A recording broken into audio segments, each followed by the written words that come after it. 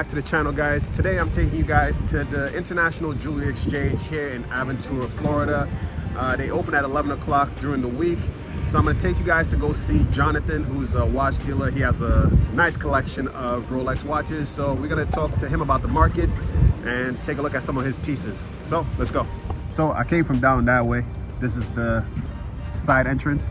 They have the front entrance over there. And we're going to talk to Jonathan as we go in through this side. I'll try my best to see if I can speak to some other dealers and see their view on things today.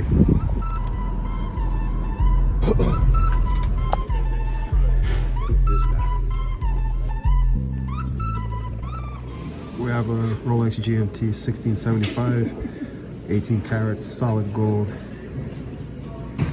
with the Jubilee bracelet, hidden clasp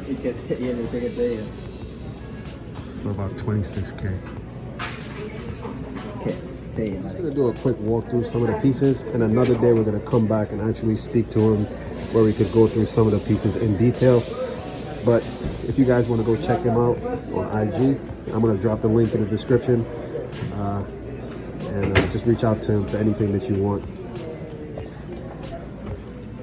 As we can start over on this side, you see a beautiful Rolex Air King. If you want pieces for the lady, there's some really nice 26mm sizes, even the 31 right there as the Datejust.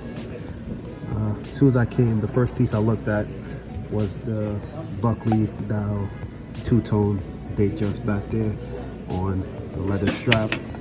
It also has the Rolex buckle on it, which is a nice touch. Come down, this one's really nice too, this GMT. And the thing is, he doesn't just have Rolexes, he has Cartier, he has AP that we're gonna go down over here and take a look at. But yeah, this one is hard to find, that blue dial Buckley Datejust. Whatever you're looking for, I'm sure you'll find it here. New, old, vintage. This one right here is also nice. These two, those are the Datejust OysterQuartz. This Explorer, this black dial Explorer, is one that I've been looking at myself. If you want Daytonas, you know, this Daytona stood out to me. Let's take a close look at the Datejust with the buckle dial. Acrylic crystal, of course 18 karat and stainless, 18 karat gold and stainless steel.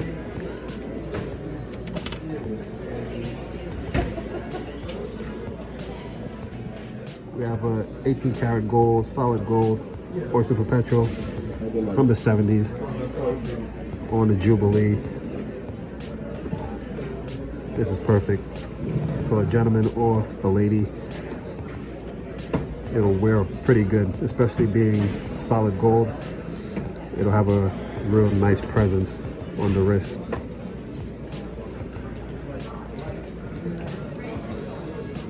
And this one has a mother of pearl dial. How many questions in the book? You just don't see it that often. It's not just like a normal Daytona like the white dial. Even the blue dial is beautiful. But this one would set you apart from all those.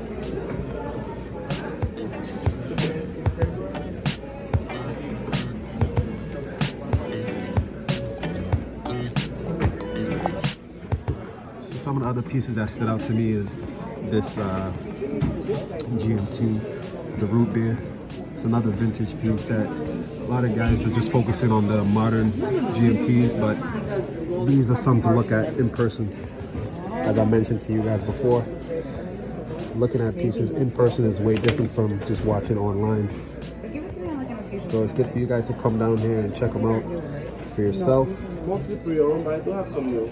And you'll find a greater appreciation for vintage. So So this one, of course, is an 18 karat gold and stainless steel.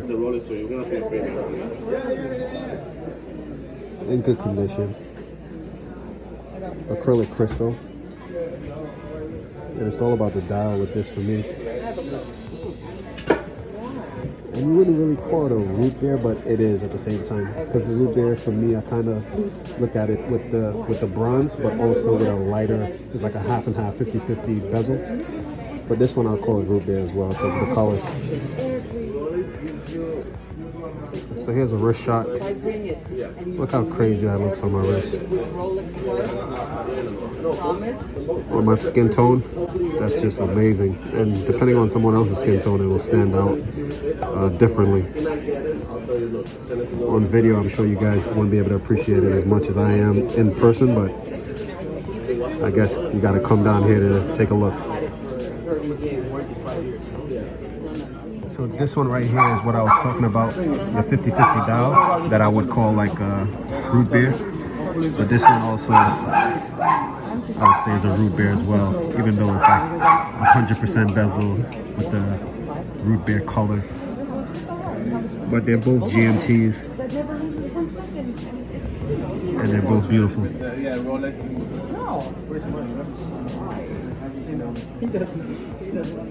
This is a Datejust that I had, this two-tone with the Roman dial. It's a 116233 reference. It's one that I enjoyed. It has the hidden clasp with the Jubilee bracelet. I appreciate it, but it really stands out. It's really flashy. It's really a nice jewelry piece for a lady. I didn't like it before. But yeah, beautiful Datejust. As you guys know, I love Datejust watches, but I came to realize that I appreciate the vintage ones a little bit more than the modern. Look at this. We have a AP right here. I hope I'm pointing correctly for you guys to know which one I'm pointing at. But yeah, this AP right here. I'm not so familiar with AP, but of course I'll take my lessons and try to learn more about AP brands and models. This Explorer right here is one that I'm also looking at. This with the black dial. Something simple, doesn't stand out. And yeah, it's just something about the aesthetics that really appeals to me. We also have some OPs over here and Datejust watches on the top. This here, I guess, is the Datejust 41. We have some with some beautiful patterns. Those are pretty much the new ones that came out up here with the green. The first one top, and this one with the blue. Really unique. I feel like in the long term, those Datejust watches will go up in value. That green and that blue, especially because of the dial color, as well as with the pattern. And down here on the lower level, we have the OPs with the yellow. This one with the Tiffany blue, and we also have another yellow in 41 mil.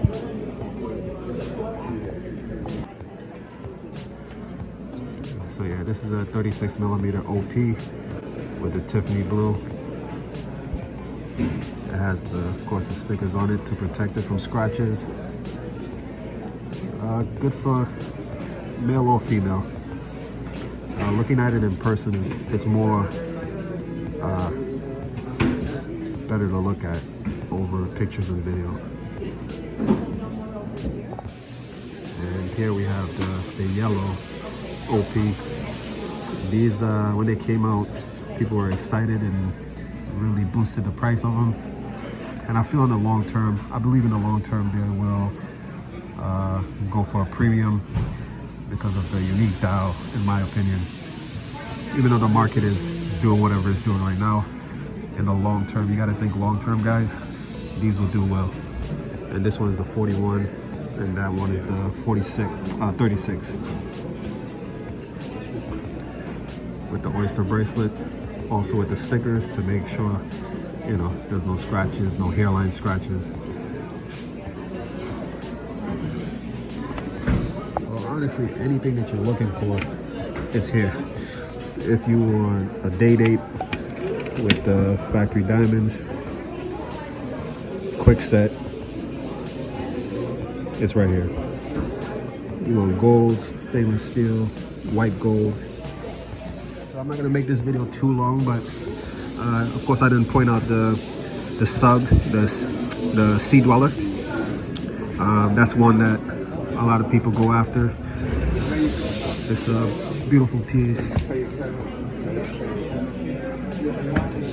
Something that, you know, doesn't stand out too much because of course it's stainless steel, but a lot of people overlook the Sea Dweller and go for a Submariner when I believe this in the long term is what's going to do well in the market. The Sea Dweller is the one that people overlook is what does well in the long term, and this one is in really good condition with the wider lugs, so it's a newer model.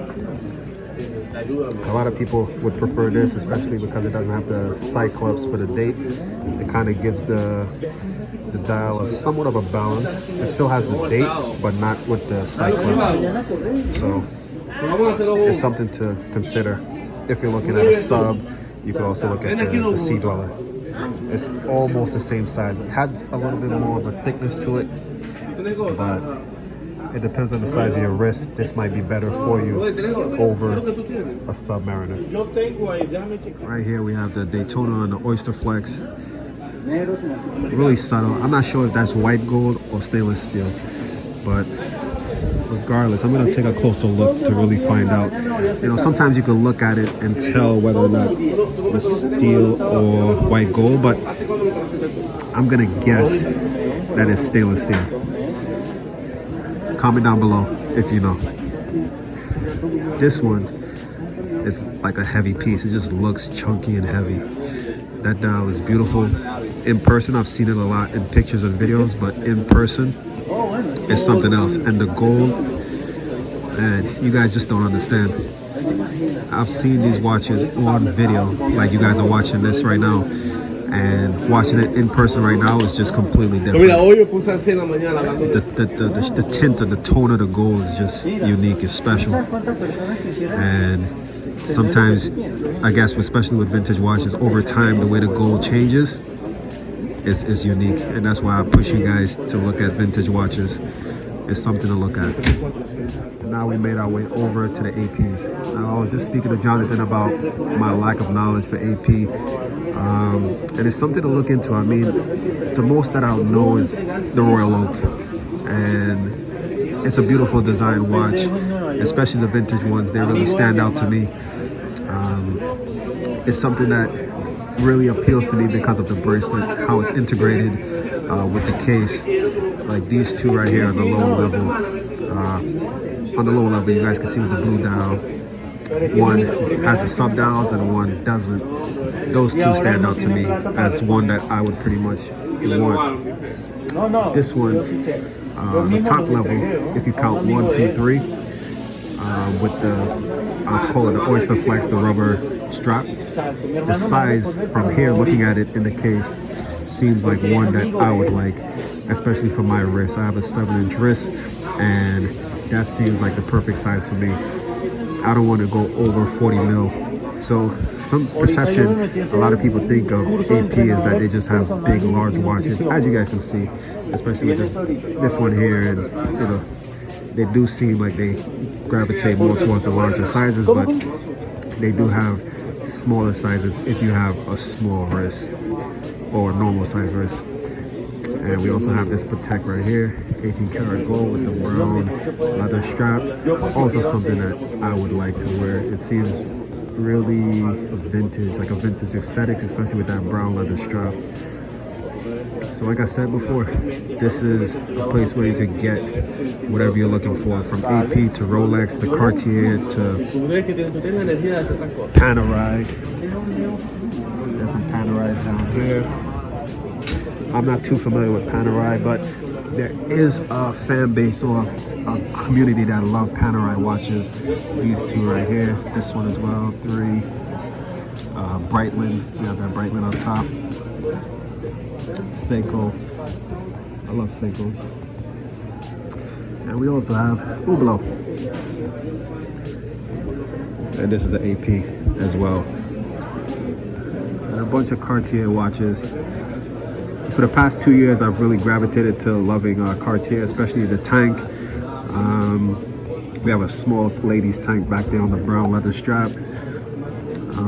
Yeah, definitely some nice pieces here. I like to come here and actually take a look and see it in person, see where the prices are, the market, how it's going. Jonathan is pretty good with the prices. You could get a good deal here over going somewhere else. So again, I recommend, you know, giving him a call or reaching out to him on Instagram, and he could give you a deal. And here's his card. Of course, like I said, I'll drop the link in the description, which makes it easier for you guys to reach out. And we have a Submariner here. Now this is what I was comparing to the Sea Dweller. A lot of people gravitate towards the Submariner over the Sea Dweller, but here we have a Submariner with the Cyclops that's showing the date, unlike the Sea Dweller that just had the date window without the Cyclops. And I'll show you guys, of course.